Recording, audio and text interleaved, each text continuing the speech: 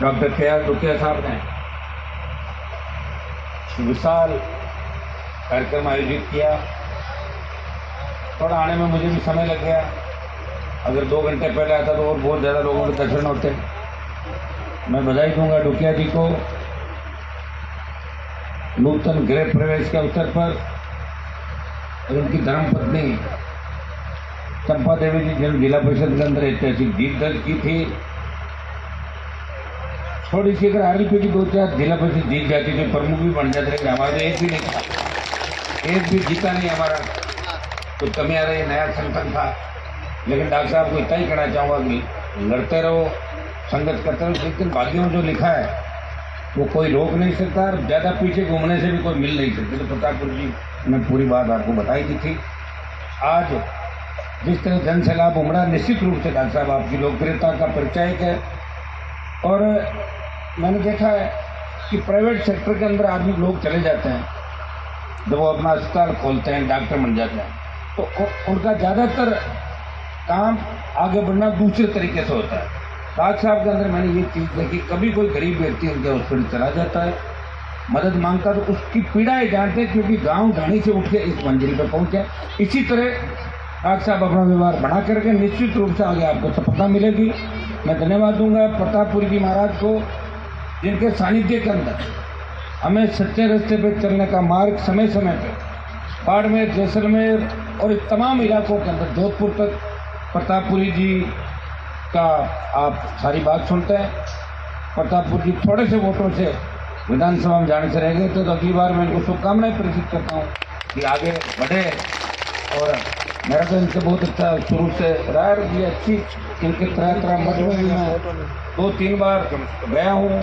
सबकी सुनते हैं, सबको साथ लेकर चलते हैं। और इनके साथ साथ जो हमारे भोपालगढ़ के हमारे साथ पुखराज जी घर घर, यहाँ की पूरी टीम, हमारे सारे प्रधानजन, बावड़ी, तिवरी, हमारे भोमाराम जी पूर्व प्रधान साहब, भागीरथ जी बेनीवाल प्रधान जी, भाई रामनाथ जी, जितने हमारे छात्र नेता हैं, जोधपुर विद्यालय के पूर्व अध्यक्ष, जितने भी हमारी टीम है, सब जयपुर से हमारे रणदीप चौधरी जो अध्यक्ष है, युवा इकाई राजस्थान के डॉक्टर साहब, भाई प्रेम, और सारी टीम जो यहाँ बैठी है, जोधपुर जिले के जो नौजवान हैं, सबको धन्यवाद होगा कि इस कार्यक्रम के अंदर सब उपस्थित हुए। और डॉक्टर साहब को भी इस बात का धन्यवाद कि आपने कांग्रेस, बीजेपी और आरएलपी का तीनों का एक साथ ही मंच पर बिठा के जो ये काम किया है, अच्छा संदेश डॉक्टर साहब आपने दिया है।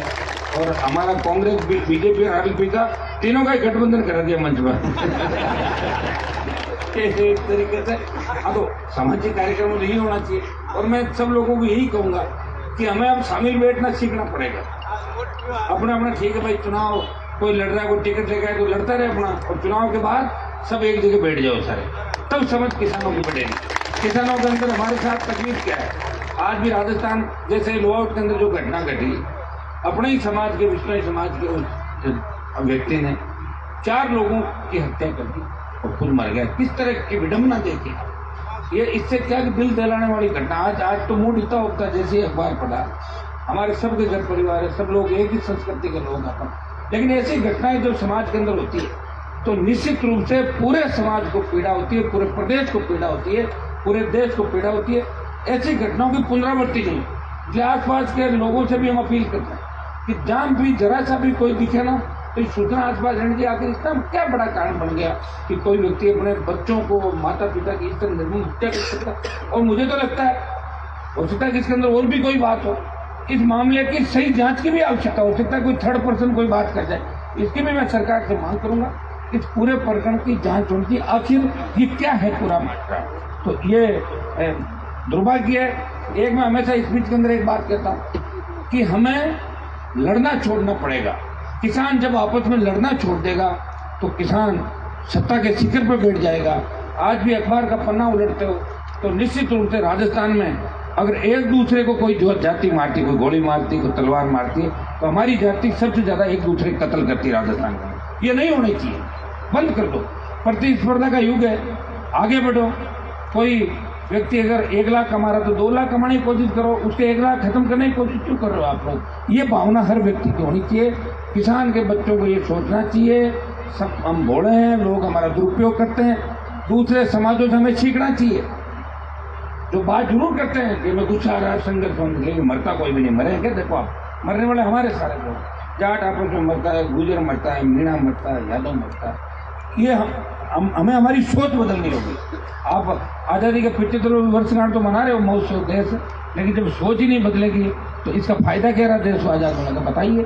जिन लोगों ने कुर्बानियाँ देके इस भारत माता को आज़ादी दिलाई, अगर वो सोचते कि 75 साल बाद हिंदुस्तान की ये स्थिति होगी कि हमारी बहन बेटियां रात को 12 बजे सड़क पर नहीं निकल सकती, 8 बजे बाद जिस तरह का अपराध बढ़ रहा है, घटनाएं घटित हो रही है, जिस तरह नशे का कारोबार चल रहा है, कौन लगाम लगाएगा इनको? ऐसी सरकारें चाहिए जो मजबूत हो।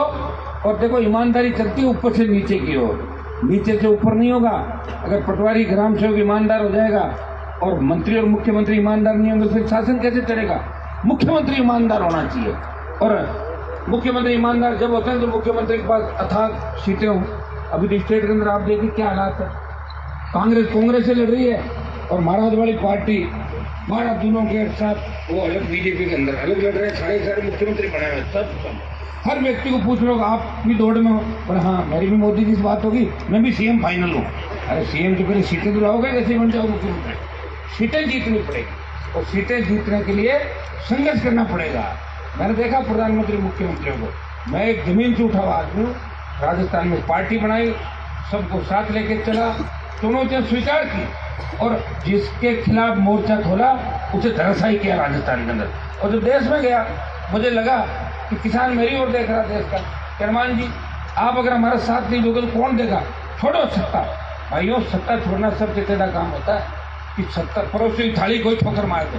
हनुमान बेनीवाल ने दिल्ली की सत्ता छोड़ी और देश के किसानों के सम्मान के अंदर सत्ता छोड़ के सड़क पर देश था तो नागौर का था, इसने आपका मान और सम्मान बढ़ाया। अब दोबारा आगे अग्निपथ सेना को ठेके पे देना कैसे चलेगा? बताओ मुझे। हमारी अगर रेजिमेंट ही खत्म हो जाएगी, हमारी सेनाएं ठेके पे चली जाएगी तो मामला ठीक नहीं है। तो प्रतापपुर जी को भी कहूँगा, आप गृह मंत्री जो प्रधानमंत्री से मिलते रहता है, तो जाके बात पहुँचाएं कि सेना के अंदर 4 साल के लिए अगर कोई जाएगा तो न तो भूतपूर्व सैनिक कहलाएगा और अगर शहीद भी हो जाएगा तो उसे शहीद का दर्जा नहीं मिलेगा। हमारे लोग सेना में इसलिए जाते हैं कि आज तक सीमाएं हमारी वजह से सुरक्षित है, उनके अंदर जज्बा है सेना के अंदर। ऐसा नहीं कि नौकरी के लिए सेना के अंदर जाते लोग, देश भाव देशभक्ति की प्रेरणा से सेना के अंदर जाते हैं। ये इस मामले में भी मेरे विचार हैं, बीजेपी के विचार अलग हैं, कांग्रेस अलग विचारों में चल रही है। राष्ट्रीय लोकतांत्रिक पार्टी क्योंकि जवान और किसान की पार्टी है, इससे मैं अग्निपथ योजना का विरोध कर रहा था। चूरू की रैली का मैंने ऐलान करने वाला तो बीच में उपचुनाव आ गया, अब रैली 10-15 दिन आगे पीछे होगी। चूरू के बाद दर्जन भर रैलियाँ चलेंगे, दिल्ली की ओर कूच करेंगे, प्रयास आखिरी दम तक करेंगे। जिस तरह किसान आंदोलन के अंदर आपने देखा होगा सरकार झुकी, उसी तरह सेना की भर्तियां भी पूर्व की भांति कराएंगे, इस इलाके का विकास हो। अभी जैसे ही मैं ओशिया के अंदर घुसा खींवसर से, तो मैंने बच्चों को कहा जयपुर से आए हैं सर, मैंने कहा देख लो आप खींवसर को देखो और ओशिया को देखो, जैसे ही ओशिया में आए सड़क देखो आप है कि नहीं? तो खाली बातों से काम थोड़ी चलता है, भाषण दे दिया जोर से बोल, उससे क्या होता? अरे काम भी करना पड़ेगा और सत्ता में रहकर भी काम नहीं कराओ, छोड़ दो सत्ता, आ जाओ सड़क पे, मेरे साथ आ जाओ, मैं करवा दूंगा सारे काम, आओ मेरे साथ। तो भाई ये हालात है, इसके लिए कौन जिम्मेदार है? 60 साल जिन्होंने राज किया यहाँ पे, मारवाड़ के अंदर जिनके नाम की तूती बोलती थी, पीने का पानी नहीं ले पाए, यहाँ पे सिंचाई का पानी ले आते। आज हमारे लोग कहाँ से कहाँ चले जाए, हमारे बच्चे भी इंग्लैंड अमेरिका जर्मनी के अंदर पढ़ते। दुर्भाग्य इस बात का, न तो शिक्षा की अलग जगह ही, न यहाँ सिंचाई का पानी लाए, न कोई रोजगार दिलवाया, सिवाय थोते भाषणों के और थोती बातों से समय निकालते गए और करते करते हमें बहुत पीछे छोड़ दिया। अब एक ही चीज का ध्यान रखना है, जो नेता आपके लिए आधी रात को तैयार हो, जो नेता आपके लिए सत्ता से टकरा जाए, जो आपके लिए अपना सब कुछ छोड़ के आपके बीच आए, ऐसे नेताओं की मदद आपको करनी है। मैं ये नहीं कहता कि मेरा कोई कैंडिडेट आज उतर गया, मैं ये कह रहा हूँ कि ऐसे नेताओं का आपको साथ देना चाहिए जो सुख दुख के अंदर आपके बीच खड़े रहे, जो राजस्थान के अंदर जिनका कोई विजन हो, कोई मिशन लेके चल रहे हो। अभी तो कौन से मिशन विजन आप देख लो, मुख्यमंत्री कैसे बने इसमें लगे हैं सारे अभी वाले रह जाए, दूसरे वाला कह रहा मैं बन जाऊँ, बीजेपी वाले कह रहे 12 में बने, 13 वो पहले घूम ही रही है, 12-13 लोग हो गए। सबको चिंता किसी की नहीं। कोरोना में देखा कैसे हुआ, लंपी के अंदर देखो महाराज साहब किस तरह गौ माता की, हमारे नारायण जी बहुत प्रयास करें, हम सब करते हैं। मैं तो लोकसभा के अंदर ये भी मामला उठाया था कि गाय को राष्ट्रमाता का दर्जा दिया जाए। लंपी का मामला उठाया, यहाँ भी उठाया, लेकिन लंपी के अंदर कितनी गाय खत्म हो गई आप ये बताइए मुझे। लाखों गाय, कौन जिम्मेदारी लेगा उसकी?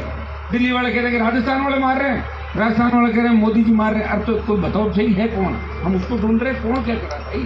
कोरोना में 50 लाख मौत, लंपी से गाय चली गई, रोजगार नहीं, अपराध बढ़ रहे हैं, कहाँ जाएंगे?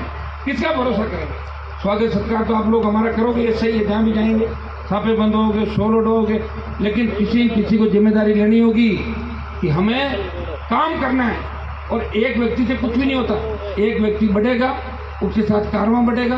लोकतंत्र के अंदर जनता की ताकत हो, सरकार को झुका दो, और कलम की ताकत हो, अपने लोगों को भला कर दो। सरकारों को झुका ही रहे, रोज झुका रहे हैं, आप देख रहे हो। लेकिन राजस्थान बहुत बड़ा है, लेकिन कलम की ताकत जब तक किसानों के हाथ में नहीं आएगी, तब तक राजस्थान के किसान का जो सपना है वो अधूरा रहेगा। पढ़ लेना है कि हमें मजबूत लोगों का साथ देना है और किसानों की सरकार बनानी है। दुकिया जी को, पूरे परिवार को बहुत बहुत बधाई, आप आगे बढ़े। और ममता सिंह हमारे नौजवान नेता बैठे हैं, जोधपुर जिले की सारी टीम, राजू जिले के इधर तक, उनको भी आह्वान करूंगा, सब लोग मिलजुल के रहें। एक विजन, एक मिशन आपका होना चाहिए कि हमें उस टारगेट को प्राप्त करना है। जैसे मैं भी 3 में मंत्री बन जाता, मेरा क्या चल रहा था? मंत्री बन के अभी 20 साल मंत्री रह जाता, कभी इधर कूद गए, इससे बन जाता, कभी इससे दिल्ली से बढ़ के आ जाता। लेकिन मेरा मकसद नहीं मंत्री बनना, मैं चाहता हूँ राजस्थान की सत्ता के शिखर पे किसानों का कब्जा हो, कि मूंग की खरीद के लिए आपको वेट नहीं करना पड़े मंडी के अंदर। किसान की फसल खराब हो जाए, आपको सड़क पर आके ये नहीं कहना पड़े कि मेरी फसल खराब हो गई, बीमा कंपनी क्लेम नहीं दे रही है। आपको ये नहीं कहना पड़े कि बिजली का बिल ज़्यादा आ गया, कोई VCR भर गया। भाइयों, प्रयास कर सकते हैं, आप सब मिलकर करोगे तो निश्चित रूप से वो दिन दूर नहीं जब राजस्थान की सत्ता के शिखर पर किसानों का कब्जा होगा। बहुत बहुत डॉक्टर साहब को, पूरे परिवार को बधाई।